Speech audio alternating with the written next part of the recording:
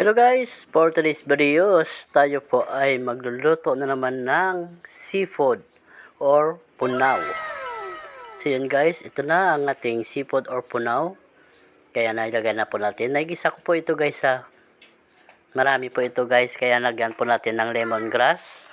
And po, haluin muna natin hanggat sa mabitak po ang kanyang shells. Lagyan na po natin guys ng lemongrass para bumango po. Kaya mag-add po tayo mamaya ng water. At saka lagyan na rin natin syempre ng papaya. Hindi ko na rin po ito guys lalagyan ng malunggay kasi nakalimutan ko na pumitas kanina. Kaya papaya na lang po ilagay natin. Parang chicken na tinola, diba? Napakabango talaga pag may lemongrass yung ating shells. Lalo na po ito sa ating pagluluto. Kaya paki-subscribe na lang po or like, comments dito po sa aking page para lagi po kayo updated sa aking bawat na-upload ko na video. Ayan guys, napakalatignan. Kaya maraming salamat po sa inyong suporta. Ayan, haluin muna natin. Mamaya maluluto na po ito.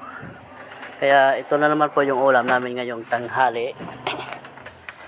And guys, maraming salamat again sa aking mga all friends and followers. A few moments Kaya later. nilagyan na natin itong papaya nito para mas maganda po tignan yung ating pagluluto ng ating seafood.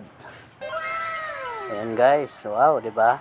Napakabango talaga pag mayroon tayong nilalagay na lemongrass. A few moments later. Guys, kaya ano pa hinihintay nyo, magluluto na rin kayo dito. Napakamura naman po ito ng ating seafoods guys, kasi dito sa probinsya mas mura dito sa amin kaysa inyo dyan. Napakamahal talaga.